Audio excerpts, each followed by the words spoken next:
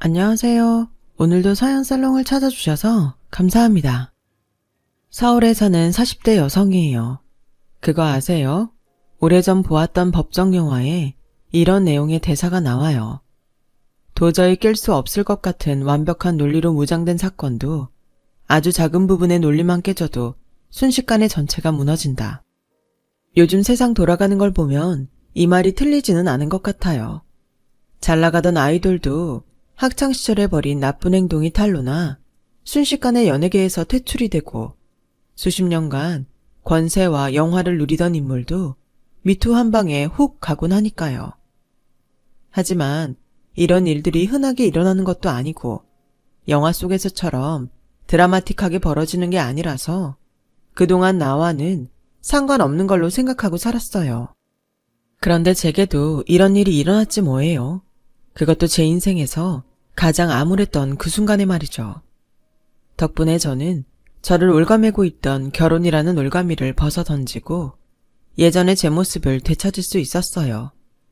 이제는 마음의 여유가 생긴 덕에 지난 날들을 되돌아볼 수 있게 됐네요. 저는 영화광이었던 아빠의 영향으로 어린 시절부터 헐리우드 키즈로 살았어요. 그렇다 보니 대학 진학을 앞두고 과 선택을 할 때 조금도 고민할 필요가 없었어요. 당연히 제 선택은 영화과였으니까요. 비록 집안 형편이 그리 넉넉한 편은 아니었지만 저희 부모님께서는 제가 돈벌이 때문에 꿈을 포기하는 걸 원치 않으셨어요. 그래서 제가 영화과에 진학을 하겠다고 했을 때 바로 승낙해 주셨어요. 친척들은 그런 저를 보고 이기적인 기집애라고 그러더군요. 특히 저희 이모가요. 얘, 넌 생각이 있는 애니 없는 애니? 영화과 나와서 뭘 하겠다고 그런 과에 들어가? 설마 네가 영화감독이라도 될 거라고 생각하는 거야? 그런 거냐고 기집애야. 아무리 철이 없어도 그렇지. 니네 형편 네가 더 잘 알면서 그런 돈지랄을 왜 하겠다는 거냐고. 쓸데없는 생각 말고 교대 들어가서 초등학교 선생을 하든 영문과 나와 영어 선생을 하든 돈 되는 과에 들어가란 말이야. 내 말 알아들어? 지금껏 제 인생에 1도 도움이 안 됐던 이모는 자기 멋대로 제 진로를 결정하곤 자기 뜻에 따르라고 강요했어요. 이모는 왜 내 적성은 생각 않고 이모 마음대로 내 인생을 결정해? 이모가 나 대신 내 인생을 살아줄 거 아니잖아. 그렇게 학교 선생이 좋으면 이모가 하지 그랬어. 왜 선생 노릇엔 관심도 없는 나한테 강요하고 그래? 네 엄마 고생하고 사는 게 불쌍해서 그러지. 넌 엄마가 식당 일하는 거 불쌍하지도 않니? 허구한 날 허리 한번 못 펴고 남의 가게 주방에 틀어박혀서 밥하고 설거지하는 거 안 불쌍하냐고. 적어도 자식이라면 얼른 돈 벌어서 집안 살림에 도움이 되겠다는 생각부터 해야 할 거 아니냐고. 네 아빠를 봐. 젊었을 때 영화감독 되겠다고 영화판에서 굴러다니다가 나이 먹고 받아주는 데 없으니까 그 나이에 아파트 경비하고 있잖아. 너도 네 아빠처럼 살 거니? 그런 거냐고 이 기집애야. 이모가 영화과에 가겠다는 저를 극구 말렸던 건 저 이전에 저희 아빠의 실패를 경험했기 때문이었어요. 그로 인해 자기 언니가 힘겨운 삶을 살게 됐다고 생각했거든요. 그 사실을 알기에 저는 약속을 했어요. 대학에 들어간 순간부터는 죽이 되든 밥이 되든 학비는 부모님 도움 없이 내 힘으로 해결하겠다고요. 그리고 꿈을 쫓더라도 내 밥벌이는 하면서 쫓겠다고 말이죠. 그렇게 들어간 대학에서 저는 인생의 황금기를 보냈어요. 저와 뜻이 맞는 사람들과 함께 원 없이 영화를 찍으며 살았으니까요. 학비 마련을 위해 장학금 사수는 물론 호프 알바부터 방청 알바, 영화 엑스트라 등 각종 업계를 넘나들며 돈 주는 곳이면 어디든 달려갔어요. 종종 공모전도 노리고 영화과 지망생 과외도 맡아 했고요. 쉴 틈 없이 빡빡하게 채워진 스케줄로 대학 4년을 보냈지만 한 번도 힘들어 못 해먹겠다는 생각을 했던 적이 없을 정도로 행복했어요. 무엇보다 영화 동아리 친구들과 어울려 다니며 단편 영화를 찍어댔던 순간은 제 인생에서 가장 치열하고 빛났던 순간이었어요. 그리고 그 동아리에서 지금의 남편도 만나게 되었고요. 남편은 사진과 복학생으로 저보다 3살 많았는데 당시 저희 동아리에서 촬영을 맡던 친구가 입대를 하면서 빈자리에 영입한 사람이었어요. 당시만 해도 디지털 카메라가 아닌 아날로그 필름 카메라로 영화를 찍던 시절이라 카메라를 잘 다루던 사진과 학생이던 남편은 동아리에서 정말 귀중한 팀원이었어요. 게다가 저와는 영화 취향도 비슷해서 우리는 늘 붙어 다녔고 그렇게 CC를 거쳐 결혼까지 이르게 된 셈이었죠. 가정 형편이 넉넉치 않았던 저와 달리 남편은 집이 꽤 부유했어요. 아버님이 강남에서 부동산 관련 사업을 하고 계셨거든요. 몇 년 뒤 헐값에 사들인 연예기획사로 본격적으로 그쪽 일에 뛰어들기 전까지는 말이에요. 만원버스나 출퇴근길 지하철 경험을 해본 적이 없는 남편은 20대 초반 나이에 그랜저를 끌고 다닐 정도였고 덕분에 서울 변두리 지역에 살고 있던 저는 남편 차를 자주 얻어 탈 수 있었어요. 당시 저는 월 100만 원만 벌 수 있다면 영화판에 뼈를 묻겠다 생각할 정도로 영화에 미쳐 있었어요. 하지만 남편은 영화가 아닌 다른 데에 관심이 있었던 거더라고요. 물론 한참 후에야 알게 된 거였지만요. 졸업을 앞둔 어느 날 남편은 자기 아빠가 IMF로 도산 위기에 처한 연예기획사를 인수했다며 거기서 같이 일해보지 않겠냐고 했어요. 영화사도 아니고 연예기획사에서 내가 뭘 하겠냐고 단칼에 거절했죠. 그랬더니 남편이 그러더군요. 영화는 취미로 하고 넌 내 인생을 살아야지. 언제까지 꿈만 쫓을 거야. 그 말에 배신감이 들었어요. 그동안 나와 같은 곳을 보고 있다고 생각했던 사람이 나와 전혀 다른 곳을 바라보고 있었다는 것도 충격인데 내 꿈을 조롱하고 부정하니 정말 용서가 안 되더라고요. 그래서 우리가 더는 함께할 수 없다는 결론에 이르렀고 그날부터 남편과 연락을 끊었어요. 사귄 적도 없는 그저 남사친 여사친 관계였지만 늘 붙어 다니다가 따로 떨어져 혼자 다니려니 순간순간 외로움이 느껴지더군요. 하지만 되돌릴 수는 없었죠. 졸업 후 영화사에 들어간 저는 수년간 남자들 틈에서 살아남기 위해 안간힘을 썼지만 좀처럼 이쁜 기회는 제게 돌아오지 않았어요. 다음번엔 꼭 밀어주겠다며 저를 자기 영화의 조연출로 부려먹던 선배들은 영화가 끝나면 다들 하나같이 연락을 끊었어요. 그리곤 차기작을 준비할 때 뻔뻔스럽게도 다시 연락을 하더군요. 그런 야비하고 이기적인 모습을 보며 영화판의 환멸을 느낄 즈음 남편이 제게 찾아왔어요. 저희 과 선후배들을 통해 제 상황을 전해 듣고 있었다며 이제 그만 거기서 나오라고 하더군요. 그놈들은 널 키워줄 마음도 없어. 그저 내 열정을 이용해서 착취할 생각뿐이라고. 그러니까 더 이용당하지 말고 나와. 거기 아니면 영화 못 만드냐? 나와서도 네가 찍고 싶은 영화 실컷 찍고 쓰고 싶은 시나리오도 실컷 쓸 수 있게 내가 도와줄게. 네 뒷바라지는 내가 할 테니까 그냥 나한테 오라고. 내가 너 하나쯤 먹여 살릴 수 있다고. 남편은 연애 과정도 건너뛰고 얼떨결에 제게 청혼부터 해버렸어요. 이미 엎질러진 물인데 이제 와서 뭘 더 감추겠니? 솔직히 말할게. 나 영화 동아리에 들어간 거 영화가 좋아서 그랬던 거 아니야. 네가 있어서 들어간 거야. 너한테 환심 사려고 로드쇼며 스크린 같은 영화 잡지에 나오는 영화들 달달 외워가며 다 챙겨보고 영화에 관심 있는 척 거짓말했어. 너랑 같이 있고 싶어서. 남편의 그 말은 제게 있어서 영화 식스센스보다 더한 반전이었어요. 나보다 더 영화에 열의를 가지고 있던 사람이 영화엔 관심도 없었다니. 그러면서도 한편으로는 내가 뭐라고 나 때문에 그 오랜 시간을 관심도 없는 거에 시간과 열정을 쏟았을까 생각하니 고맙고 미안했어요. 오빠, 마음은 고마워. 하지만 난 남이 읽어놓은 인생에 무임승차하고 싶은 생각은 없어. 영화사를 나오더라도 난 내 힘으로 직장을 구할 거고 내가 번 돈으로 먹고 살 거야.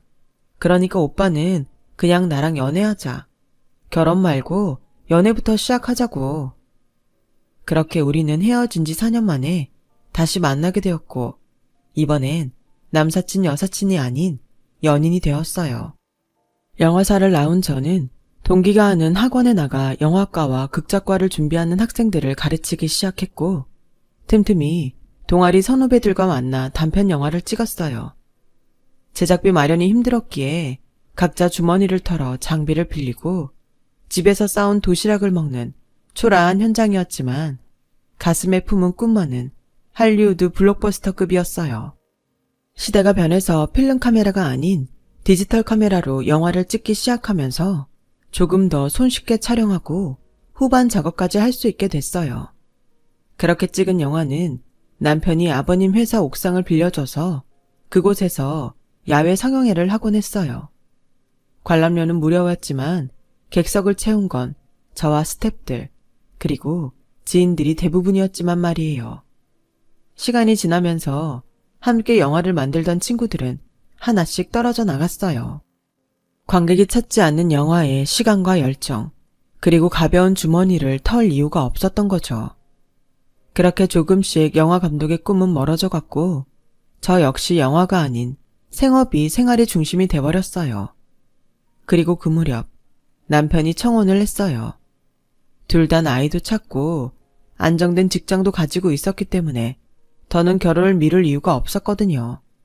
그래서 시댁에 인사를 드리러 가게 됐는데 집 대문 규모에 벌써 압도될 정도더라고요.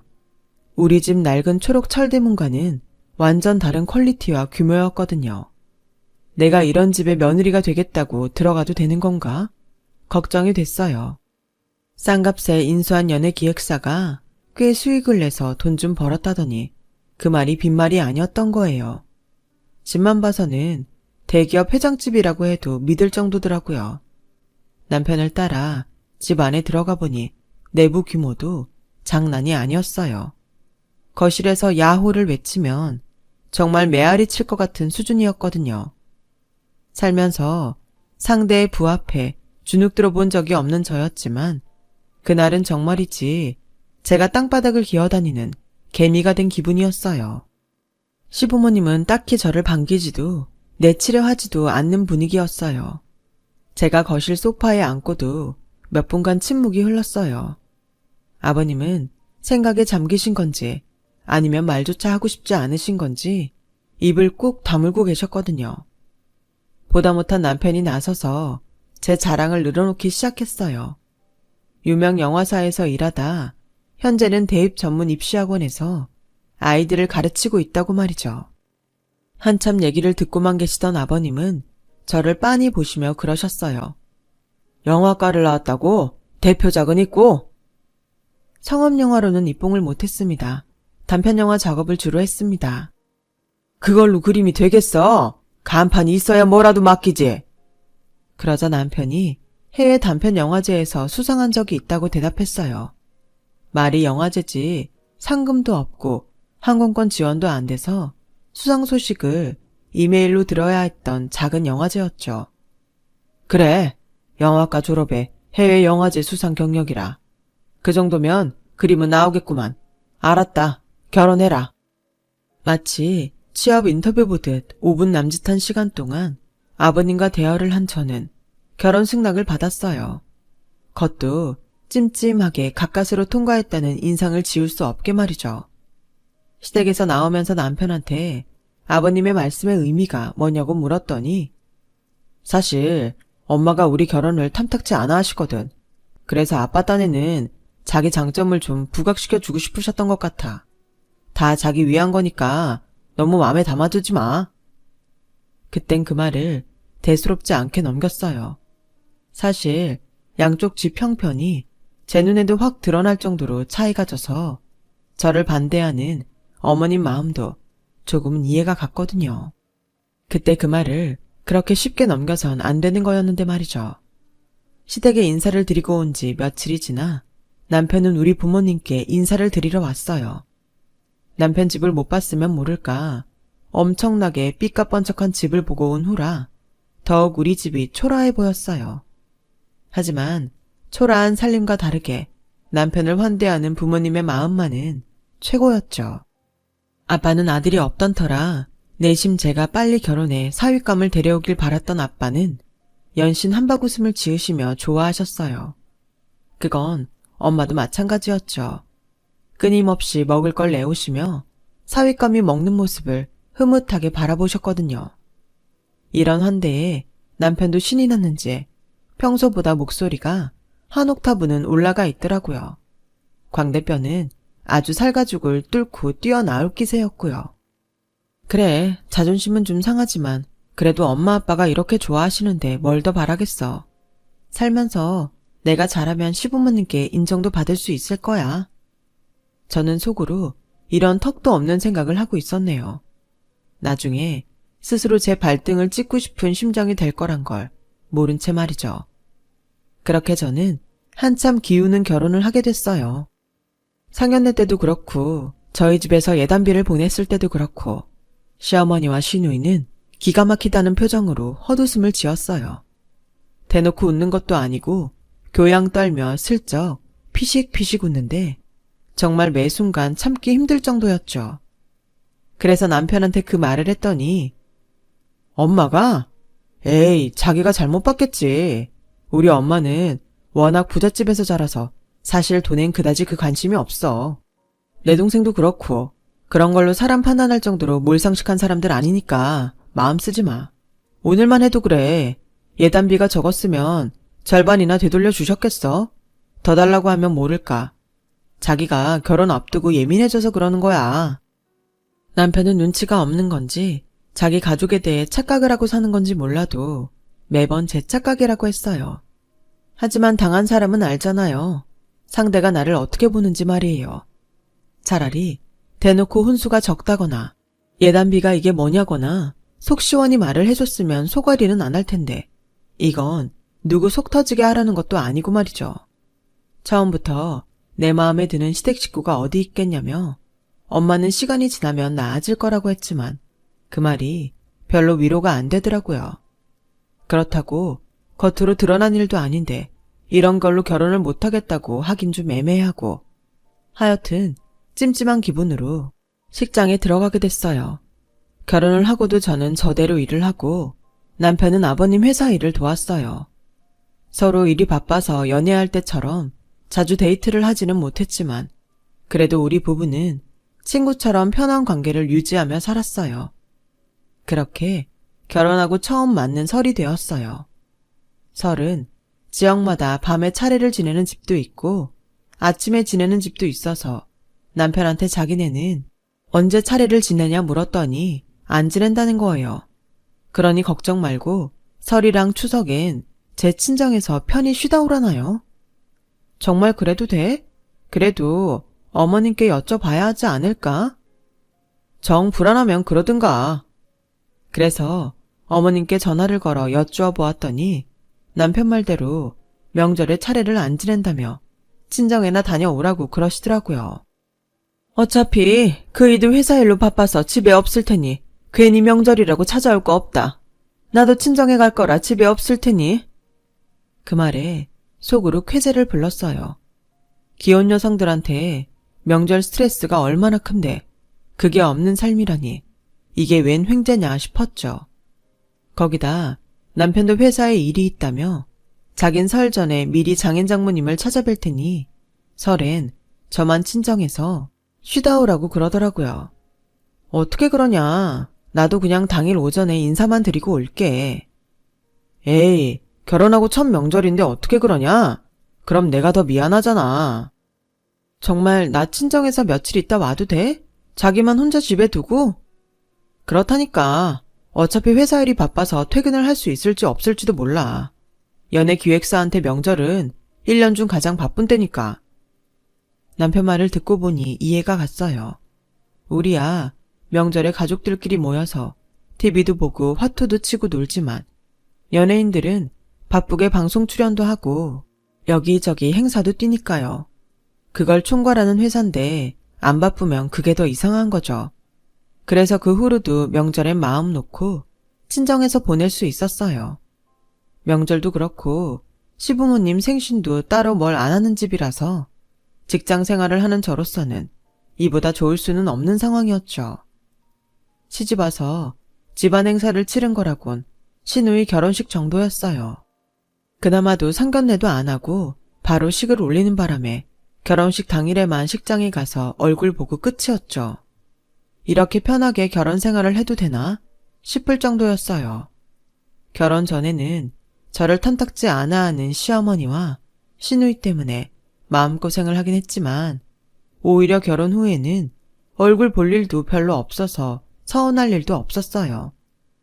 시간은 흘러 어머님 생신이 돌아왔어요.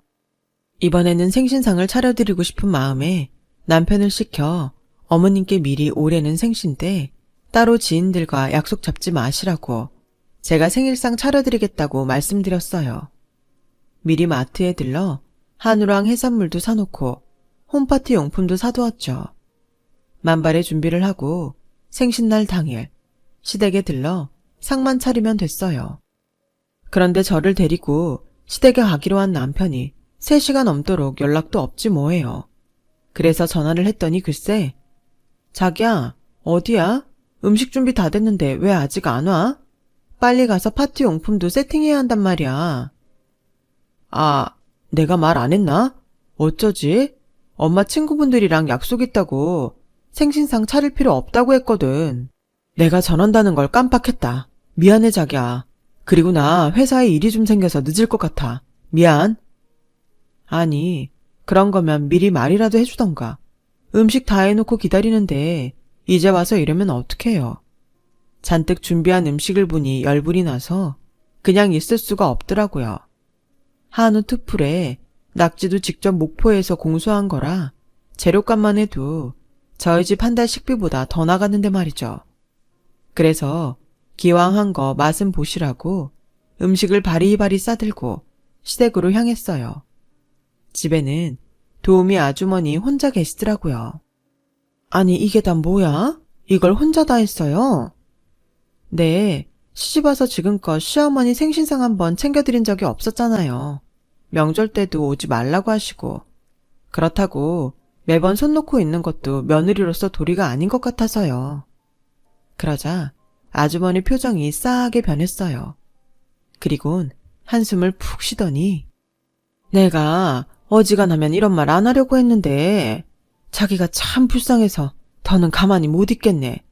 이 집 사람들 지금 다들 땡땡 호텔에 모여 있을 거야. 매년 사모님 생신이면 거기 모여서 생신 파티하니까. 사장님 생신 때도 그렇고 이 집 아들, 딸, 심지어 사위 생일에도 매번 거기 모여서 파티를 하거든. 자긴 모르고 있었지? 순간 망치로 머리를 맞은 것처럼 멍했어요. 이 아주머니가 지금 무슨 소리를 하는 건가 싶었죠. 그뿐 아니야. 지난 추석에도 사위까지 데리고 괌으로 가족여행으로 갔었어. 이대금 명절에 차례를 안 지내서 매년 해외로 가족여행 가거든. 매번 여행 갔다 올 때 사모님이 립스틱이랑 향수 같은 거 사다 주셔서 내가 다 기억하고 있다고. 남의 집 일하면서 말 옮기면 안 되는 거 아는데 자기가 내 딸 같아서 얘기해 주는 거야. 이 집 사람들한테 정주지 마. 아주머니는 제가 만들어 온 음식을 도로 가방에 담아 주었어요. 이거 놓고 가도 이 집 사모님 성격에 버리면 버렸지 절대 고마워 안 해. 괜히 아깝게 버리지 말고 가져가. 사람이 참 바보 같죠. 생각해보면 하나같이 눈치챌 수 있는 일이었는데 나 좋을 대로 나 편한 대로 믿어버렸으니 말이에요. 아무리 차례를 안 지낸데도 명절에 시댁에 오지 말라는 시부모가 어딨겠어요. 100번 양보해서 명절은 그렇다 쳐도 시부모 생신까지 챙기지 말라고 하는데 그걸 곧이곧대로 믿었더니 제가 참 멍청했죠. 가져갔던 음식을 고스란히 들고 집으로 돌아오는데 하염없이 눈물이 흘러내렸어요. 이 집 사람들은 지금껏 나를 가족으로 생각하지 않았구나 하는 생각을 하니 생신상 차리겠다고 혼자 들떠서 장보고 음식을 해댔던 제가 너무 바보처럼 느껴졌어요. 그렇게 한참을 미친 여자처럼 울다가 잠이 들었는데 9시가 넘었더라고요. 막 무거운 몸을 일으키려는데 남편이 현관에 들어서더라고요. 불 꺼진 거실 소파에 앉아있던 저를 발견한 남편은 놀랐는지 소리쳤어요. 아우 깜짝이야. 자기 왜 불도 안 켜고 그러고 있어. 귀신인 줄 알았잖아. 왜? 무슨 일 있었어? 지금껏 저를 감쪽같이 속여놓고는 천연덕스럽게 묻더군요. 다른 사람은 그렇다 쳐도 어떻게 남편이란 인간까지 저를 투명인간 취급을 할 수가 있나. 기가 막혔어요. 무슨 일 있었냐고? 지금 그걸 말이라고 하니?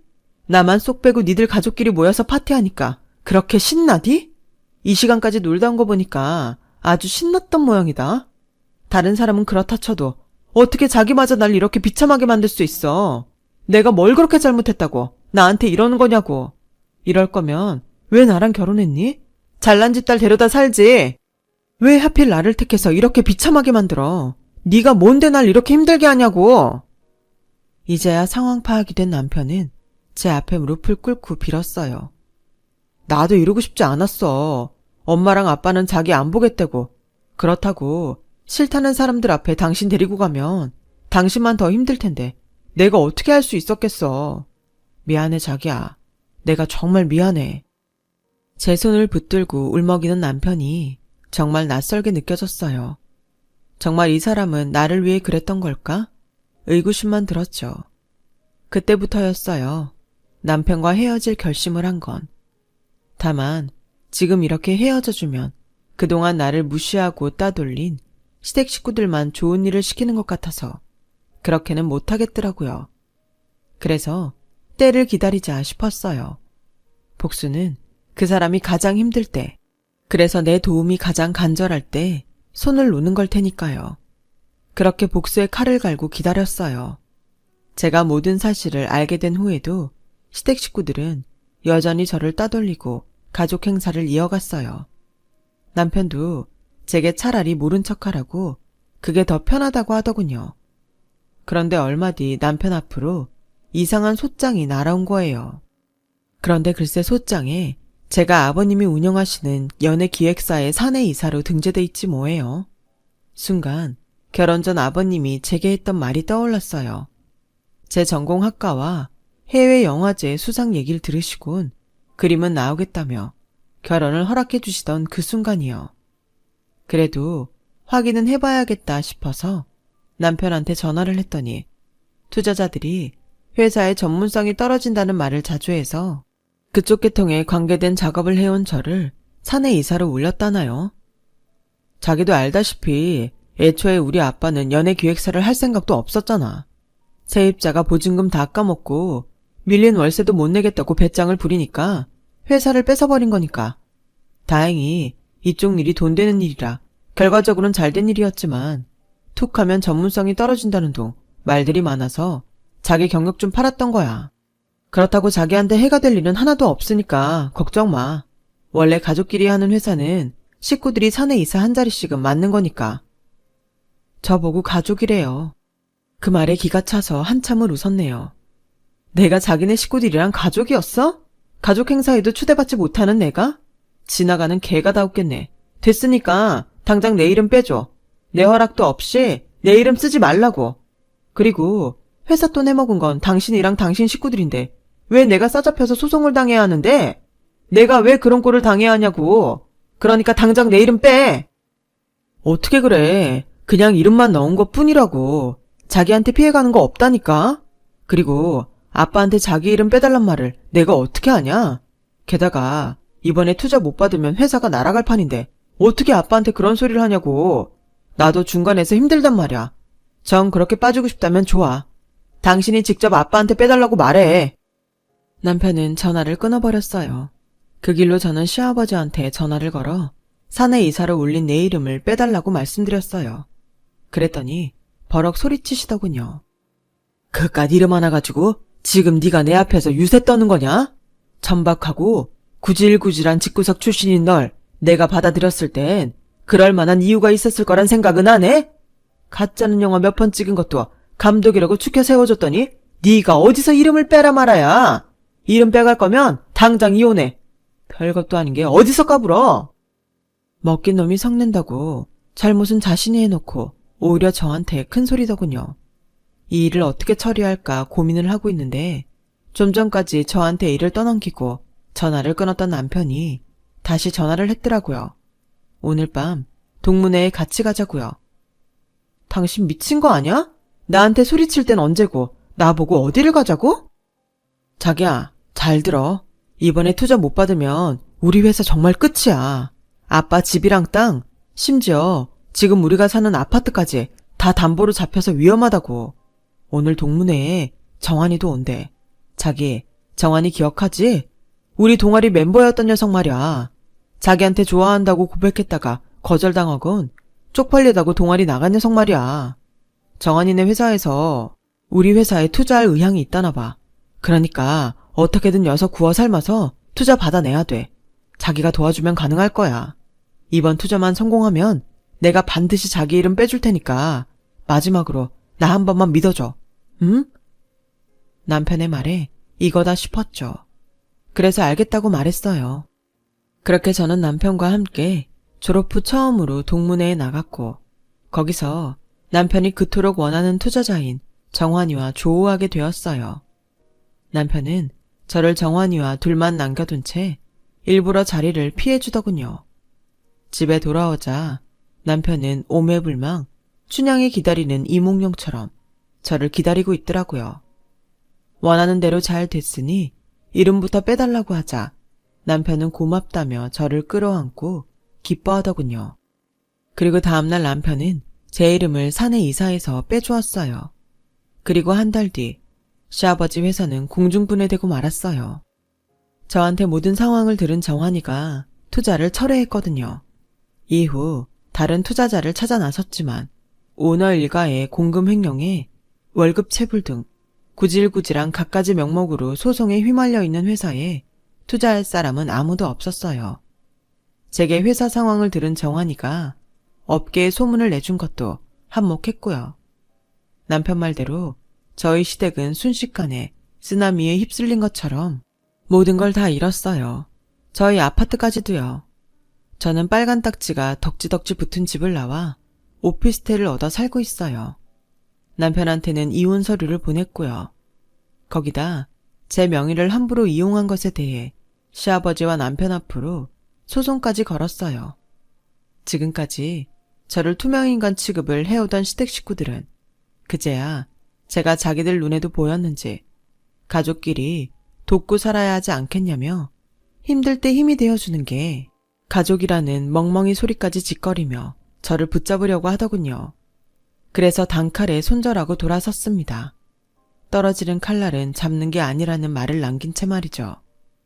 사람이 사람을 대하면서 저런 식으로 대할 수 있다는 건 또 알게 되었네요.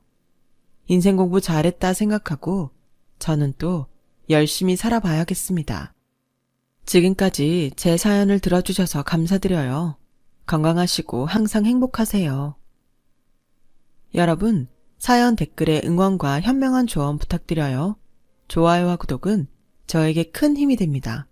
오늘도 좋은 일 가득하세요.